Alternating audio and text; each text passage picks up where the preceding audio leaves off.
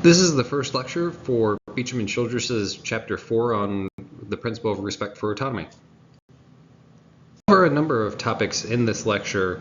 Basically, we'll start off with the definition of autonomy. We'll look at some theories of autonomy that Beecham and Childress raise, and then we'll talk about the actual principle of respect for autonomy and some of the connected ideas, such as the right to choose, meaning the right to have to make a decision about one's health care, and then also look at some of the complexities of respecting autonomy. You should be somewhat familiar with the concept of autonomy. We talked about it in the first reading from Vaughan, where he lists and describes these different principles that are prominent throughout bioethics. So autonomy being one of them, and it's used to refer to a person's rational capacity for self-governance or self-determination. That just means that I'm able to make decisions on my own behalf and exercise them. So I gave you the example of an icy. I really enjoy ices, so I am allowed to come to the decision that I want to purchase an icy. I can go to the convenience store, I can buy my icy. If somebody interrupts my ability to purchase an icy, that is an infringement on my own autonomy. They are violating my ability to self-determine.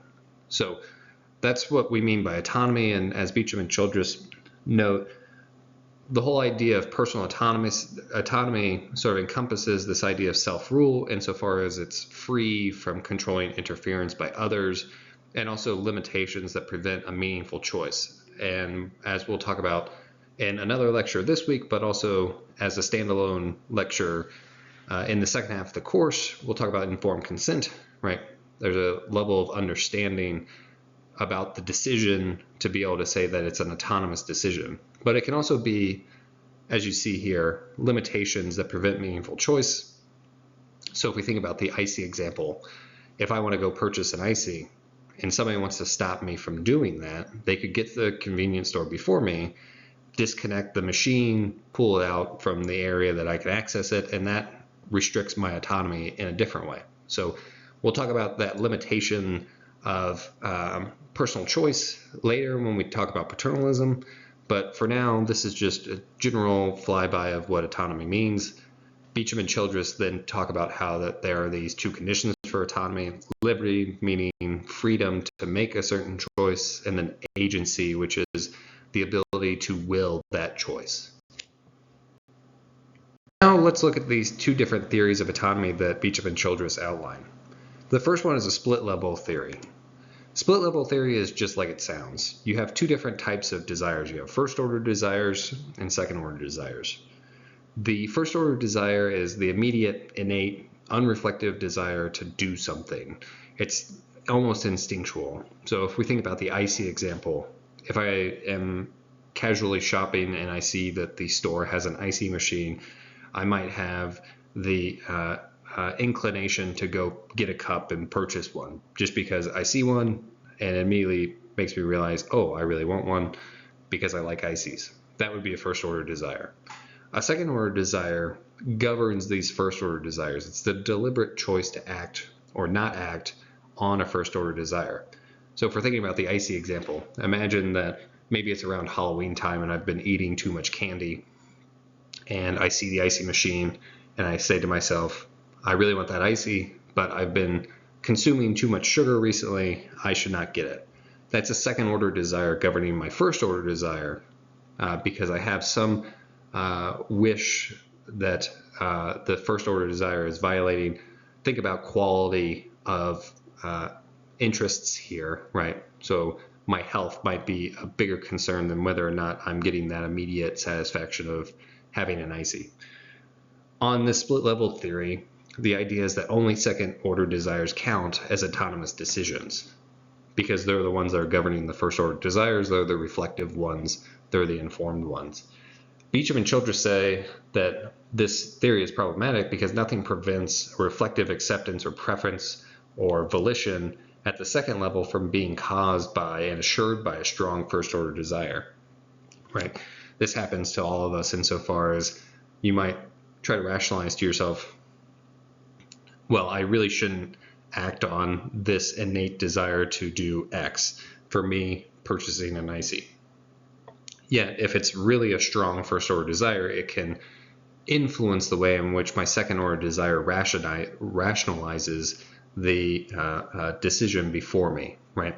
And so there's no real necessary there's no necessary causal supremacy of this second order desire to override first order desires. Sometimes first order desires bleed into second order ones and affect them to steer them in a direction that are more consistent with these first order desires. And so Beecham and Childress also go on to say that the theory needs a way for ordinary persons to qualify as deserving respect for their autonomy, even when they have not reflected on their preferences at a higher level. So maybe I haven't really worked out a good argument for why I should avoid purchasing an icy, but like I have this intuition that it's wrong for me to just buy one every time that I see one. If I haven't reflected about it, then does it really count as a second order desire? And do I really have to justify it with an argument about how I'm relating this second order desire to my first order desire? And then Beecham and Childress also say how a patient might request a highly invasive treatment at the end of their life, which goes against their previous judgments about their best interests, because they've sort of come to a conclusion that surprises them, that they care more about living a few extra days than they would have thought. So this whole idea of at what moment does the second order desire sort of establish or substantiate the patient's preferred autonomous decision, that can be problematic. So let's look at the three condition theory instead. So the three condition theory, as the name suggests, has three different conditions. The first one is intentionality. The idea here is that plans in the form of representations of the series of events proposed for the execution of an action, they're intentional. And our motivation often reflects this conflicting wants and desires, but this fact does not render an action less than intentional or autonomous. We deliberately choose to act in a certain way. That's one of the important conditions for autonomy. The second one is understanding.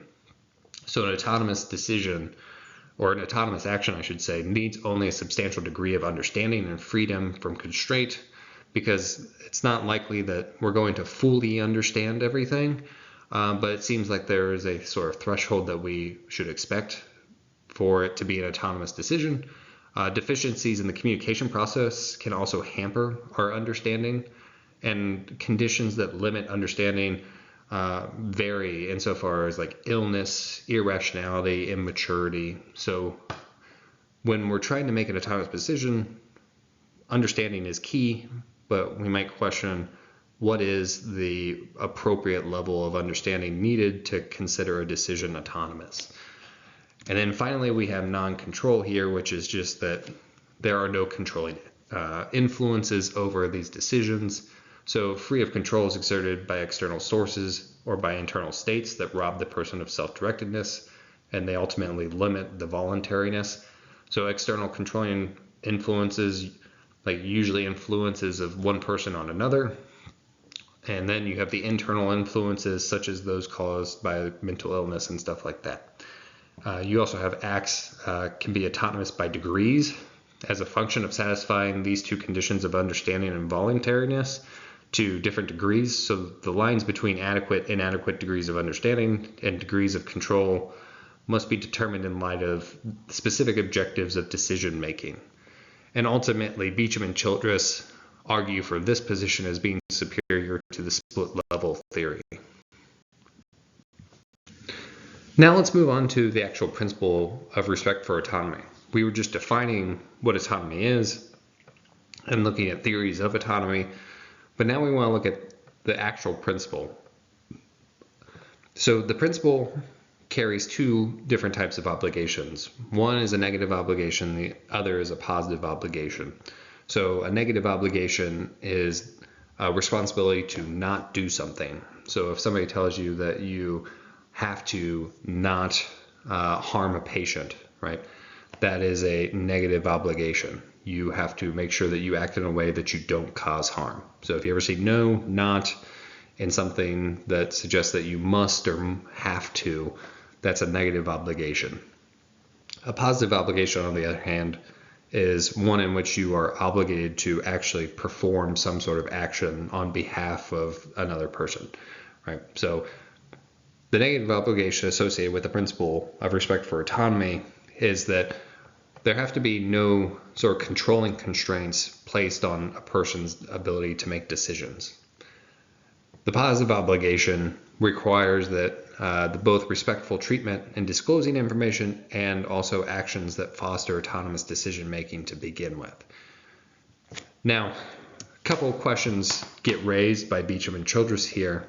One being, is the principle of respect for autonomy always inviolable? Meaning, is it an absolute duty? Are there any cases in which we might be allowed to subvert a patient's autonomy?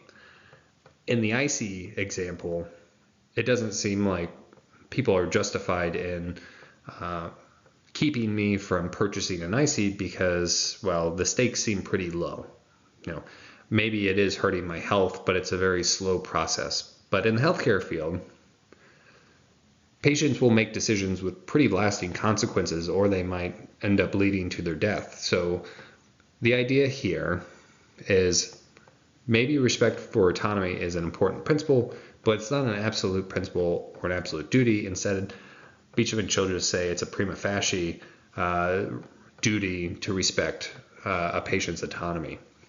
So I challenge you to think of different cases in which it might be justifiable to override a patient's autonomous choice. I suspect that you could think of a number of them in a healthcare setting where a patient might make a choice that you would know will cause them a great amount of harm, and you don't feel like they are really expecting to take on those consequences. And in those cases, it seems like the principle of autonomy, or principle for respect of autonomy, principle of respect for autonomy is not the primary principle in play. As we go through these 4 chapters, although we go in a certain order, Beecham and Childress are very adamant that these principles don't have a prioritization to them. Sometimes one principle will override another one. When we get to the paternalism conversation, we'll see how the principle of beneficence is in opposition to the principle of respect for autonomy. So there we'll see a couple more cases in which maybe it's justifiable to subvert a patient's autonomous choice. So right here, as I was just saying, Beecham and Childress are saying that this is a prima facie duty, and hopefully you know what that means since we went over it in the previous week, which is that prima facie duty is one in which you are obligated to fulfill unless there is some good moral reason or exception to fulfill that duty.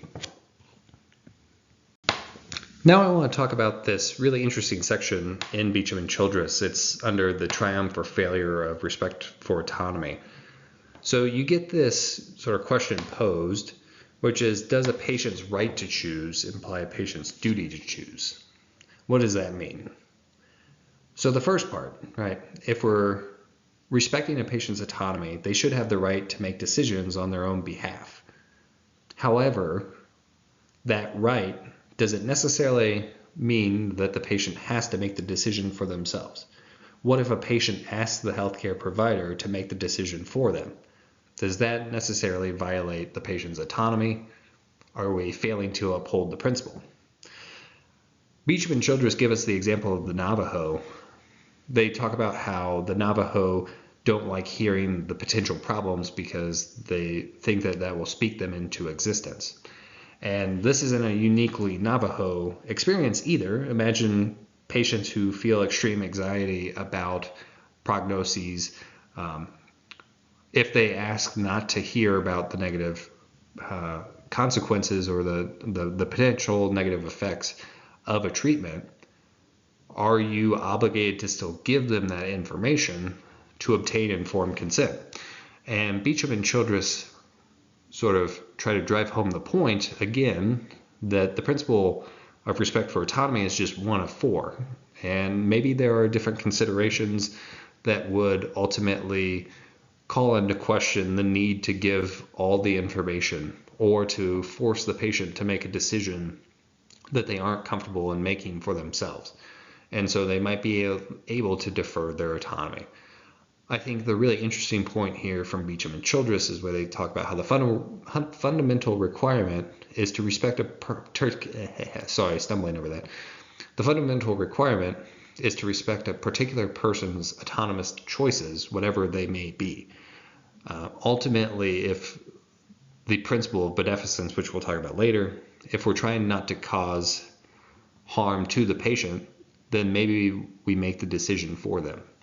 Now, this is legal gray area. I want to stress that. Remember that our job as ethicists is looking at the moral norms, not necessarily the legal norms. I don't want to direct you into getting into trouble about violating somebody's right to autonomy. So the point why I bring this up is that it's a really interesting sort of discussion about what does upholding this principle actually look like in practice. And it's something to consider. So let's finish by looking at the complexities of autonomy that Beecham and Childress give here in this first part of this chapter. So the question is, how do you know that a patient consents?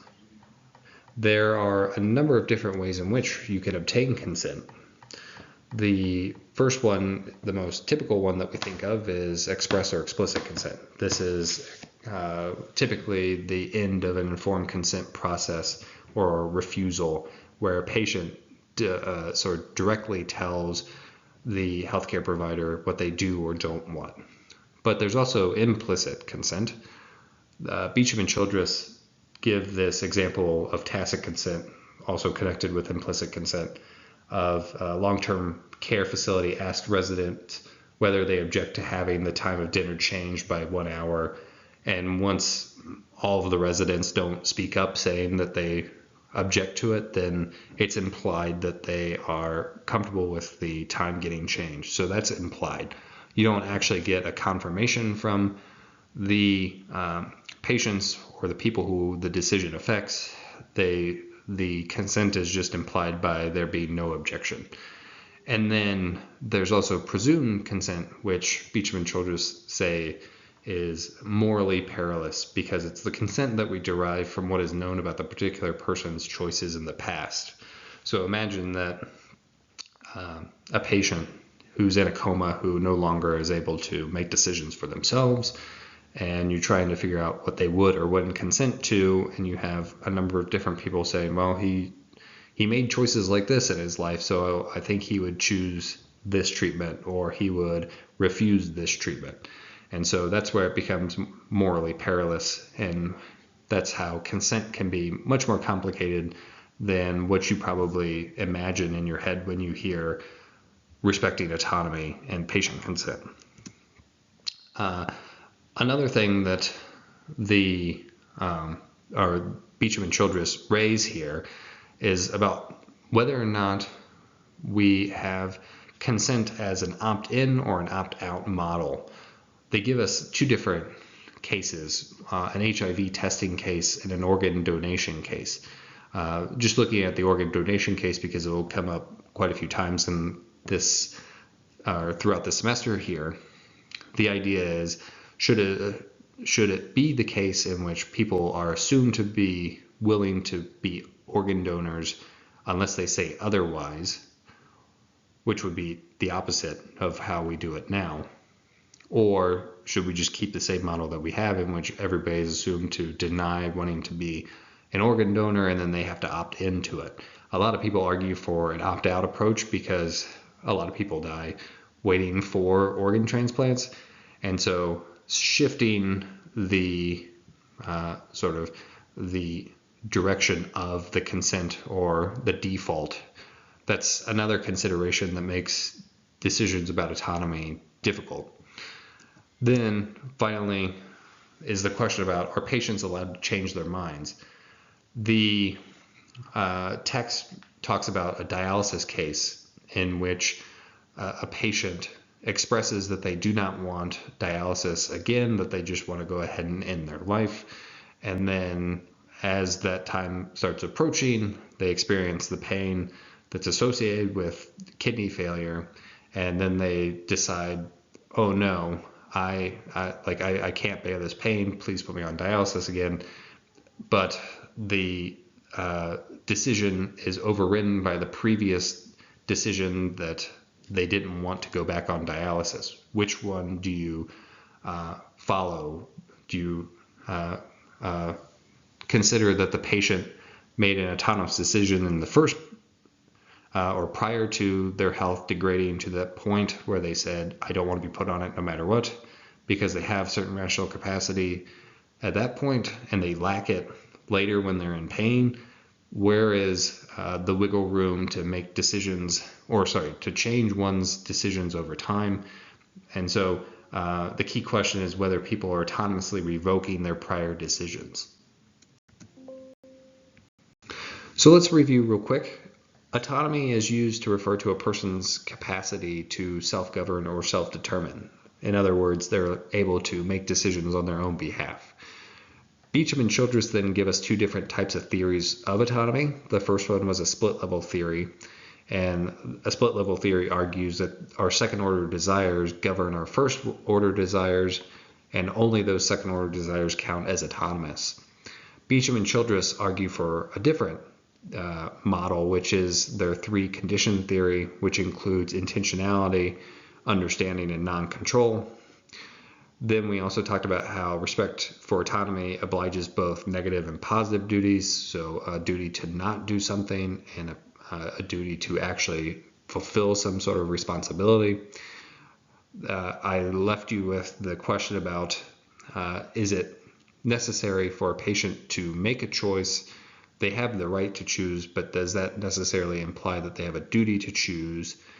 And then finally, this idea about patient consent is not as always straightforward as explicit or expressed, and ultimately how you are upholding this principle is a lot more messy than it might at first seem.